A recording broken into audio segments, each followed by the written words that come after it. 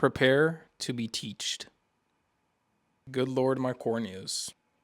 While doing some investigative work, while doing some research, mainly I will admit for my brand Amada Amoy. By the way, go follow the Instagram. Special things coming soon. Announcement coming very soon. I kind of landed in this area and almost became obsessed with specifically late 1800s men's fashion. And that just started a whole snowball. I ended up going down a rabbit hole of not only men's fashion, but also women's fashion. Obviously, very broad research. So whatever I say, take it with a grain of salt. Correct me if I'm wrong. It's very recent history and it's obviously United States history. While doing this research, like, I don't know if this is common knowledge, but when was anybody gonna tell me that women didn't wear pants?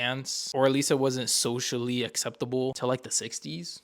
Like, did you know this? Like, I was like, what's happening here? And I guess it makes sense if you really think about it, but it's crazy for something as normal in today's society as women wearing pants to have been such a controversial topic. It's very fascinating. So according to my research, for a long time, Western societies, and when I say societies, we all know that means the men who were in charge at the time, but Western societies use tradition and even biblical references to argue that women should stick to skirts. References like Deuteronomy 22:5 that states, "A woman must not wear men's clothing, nor a man wear women's clothing, for the Lord your God detests anyone who does this." But the thing with the Bible is that when you read it and especially teach it, everything has to be done in context. Right? At no point does it specify pants. Over time, it became a cultural norm that pants should only really be worn by men.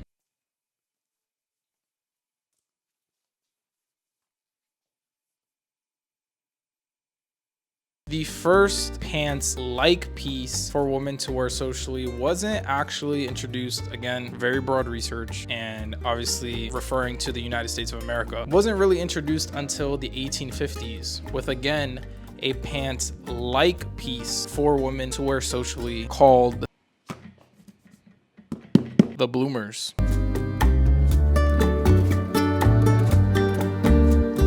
Advocated by a beautiful woman by the name of Amelia Jenks Bloomer. Hence, this pants-like invention being dubbed bloomers. At the present time, it's a sort of watershed, I think. Women are apparently liberated in many ways, but in fact and in practice, they're not. They're still discriminated against in many professional fields, and often in very pernicious ways. I think the time has come when women have got to find self-respect and a full identity of their own.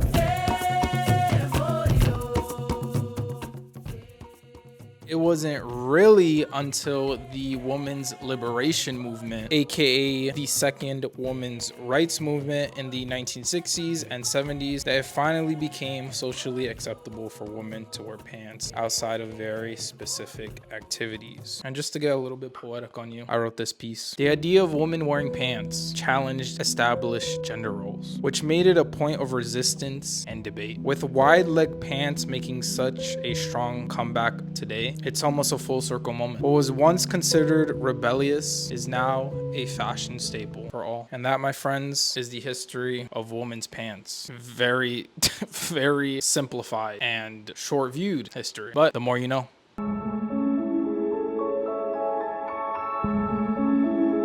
And now I know you're asking, we talked about the beautiful ladies, the shorties. What about us fellas? Well, we were boring as hell. Nothing really happened for like half a century. So starting with very modern history, let's say late 1800s into the 1900s. But in the 50s, something started to change. Denim. Denim for us dudes was kind of a sign of rebellion, of going against the current, if you will. Denim became a sign of being a bad boy, being a rebel. Again, this was more of like a niche thing, but it definitely was the beginning of something. So even throughout the 50s, unfortunately throughout the 60s, we still mostly had pleated pants. And honestly, if you go through history, the late 1800s to 1900s, we still share a lot of key fashion pieces that they used to only wear throughout half a century. So this was still kind of how your average Joe was looking in the 50s, in the 60s, towards the late 60s, if you will. Then the 70s came around and we grew some balls. We started to see social changes for masculinity and femininity. In culture, things like denim and pants were obviously a men's thing. This was about the time that women's fashion started to take on more of a liberation movement, if you will, and their clothing started to get more and more masculine, or a feminine version of masculine pieces, where men started to do the same and showcase pieces that were usually kind of associated with femininity and make it into a masculine piece. So the bell bottoms, a huge thing in the 70s. It was actually a huge thing for the woman, obviously, but us dudes, you know, we did our thing with them as well, like with this handsome fella. The main piece of the 80s was more of a preppy type of look, still with the chinos, still with the pleated pants, but now with a lot of color. The 90s kind of showcased the introduction and rise of the cargo pant, and the 2000s,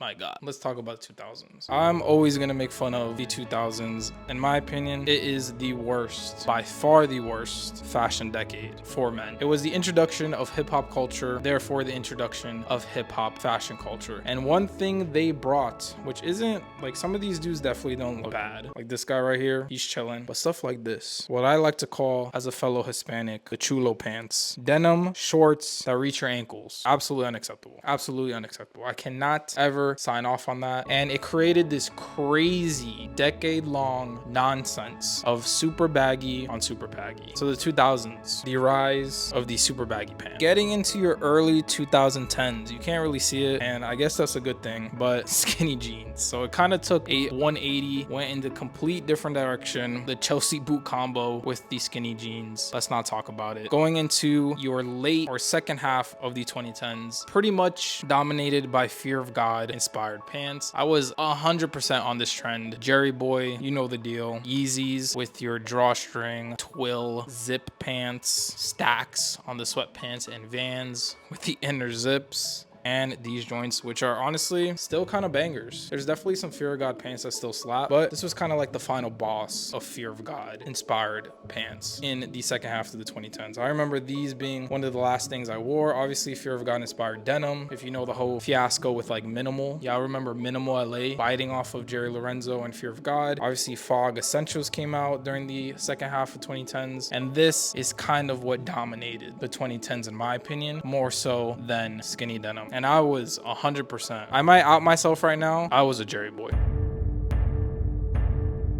Obviously, going into your 2020s, we had the introduction of wide pants, starting of course with the workwear wide leg pants, of course the double knees, which were crazy hype in the first couple of years of the 2020s, and now we have made it to the present day, the mid 2020s, and it's all about the wide fit pant. And that is the history of us dudes. The wide fit pant is the present dominant silhouette for legs and bums alike, which leads us into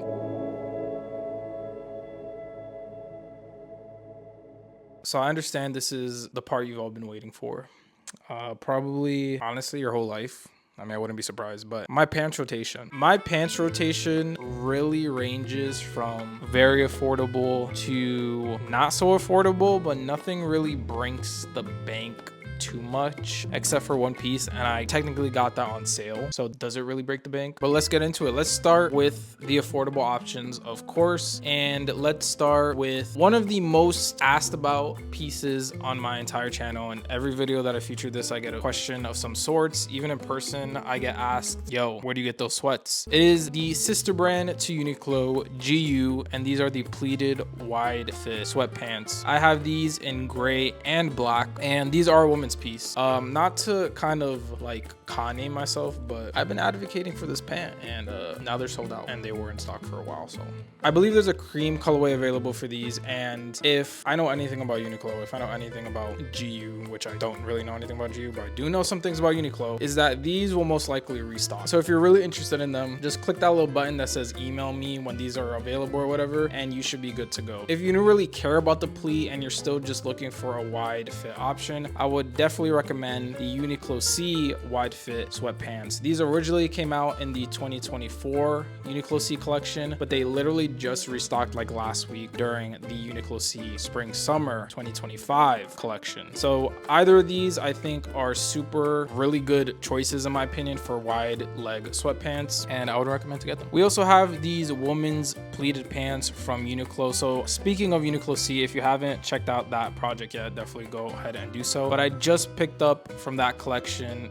the Air Sense pleated pants that I'm honestly probably going to be rocking all summer long. But before that, I had these women just wide leg pleated pants, and I think this is still a very good option for fall, winter, and the more colder months, because these are definitely heavier and more thick than those Air Sense joints. So these I absolutely love. Beautiful fit. You could dress these up, you could dress these down, you can rock them with loafers, you can rock them with tabby boots, which is the main reason I purchased them. And not entirely sure if these are still available, haven't checked in a minute, but yo, Uniqlo C pleated pants, check those out. Next we have a brand that I talk about way too much on this channel, and it's honestly my favorite brand. Like if you watch the channel, that's so obvious, but it's Bare Knuckles. And my favorite denim model from them are the Javier wide leg denim pants, and I have these in a bunch of colorways. My first ever purchase of these was the indigo blue ones. Love these. Like everybody needs a pair of good blue denim in their wardrobe. Then I eventually got the dark wash, which is just a faded black, and I was kind of hesitant on these because you'll see in a second, but I already had wide leg-ish black denim. But I'm really glad I got these because these just give a little bit more dress down, a little bit more streetwear, and they're actually wider of a silhouette than the ones that I'm gonna talk about in a second. And last of the Javier denim, and probably my favorite, even though this gets the least amount of wears, I think they're just the coolest, and it's the Japanese selvage version. These are super dope. Japanese selvage denim I think is gonna have a big moment in 2025, and these are really dope because they have like this vault stitching on them that gives it not very noticeable but a very subtle hit of color, and I really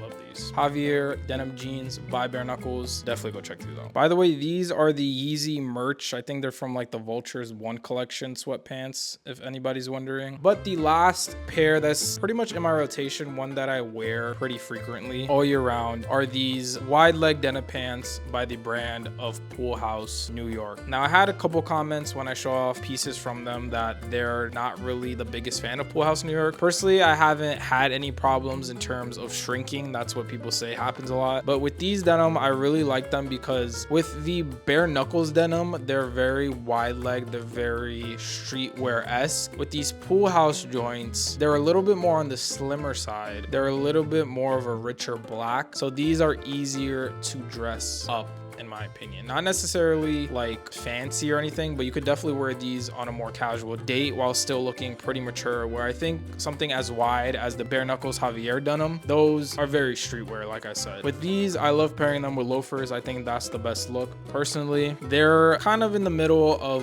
affordable, like Uniqlo affordable, and the price of Bare Knuckles denim. So kind of a middle option for you.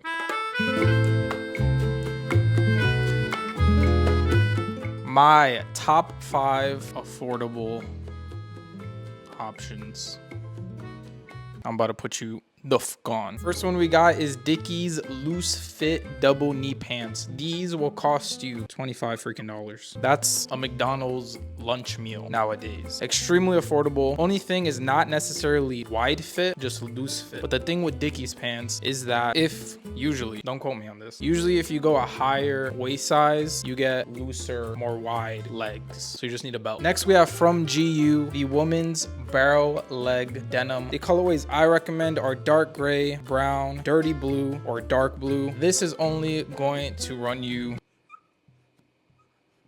$40. Technically $39.90, but we don't got time to write all that. Next, we have these bad boys, and I talked about these a couple times on the channel already. These are the Uniqlo C wide fit sweatpants. These are the ones that everybody went crazy about during the Uniqlo C fall release, and they just restocked literally like last week. So please do yourself a favor and cop these in either, in my opinion, the gray colorway or the black colorway. These are also gonna run you technically $39.90, but we'll say $40. Another one that we just talked about are these Air Sense women's pleated pants from the Uniqlo C SS25 collection. Absolutely love these. Have them in the tailor right now. I am going to be wearing these all summer long. These are going to run you $50. Do yourself a favor, cop a pair of those. And if you want something like right now for the colder weather, honestly, just cop these and wear some thermals under. Or Uniqlo has a bunch of non-air sense material pleated pants that fit wide leg. So those are options for you as well. The women's pair I specifically recommend because they have the better colorways in my opinion. They have a light gray, but the ones I would go for are either the dark gray and definitely the black colorway. Last but certainly not least, we are back to Dickies. These are the women's wide leg work pants in black. These are gonna run you $60, and I don't know why I wrote that so ugly, but these, out of all 5 of these, I've tried these 2. I'm the most interested in trying these. I think in the pictures these look like they would fit incredible, and they also feature a nice pleat on it. For only $60, I think I'm definitely gonna try these and maybe update you guys in like a TikTok or something. But those are my top 5 most affordable options. Obviously there are so many options out there, it just takes a little bit of research. I'm not gonna lie to you, I did this in like 2 minutes. I found these things. Honestly, there's so many brands that will feature wide leg pants right now. If you want affordable options, all the brands are very aware of the popularity rise of wide leg pants, so there's going to be a bunch of options for you there. If you want a little bit more quality, obviously I would recommend, if you're in like the 150 range, Pool House New York. If you're in the 250 300 range, Bare Knuckles for sure. And then after that, you're just looking at probably like Acne Studios or something. But those are my affordable options. You're welcome.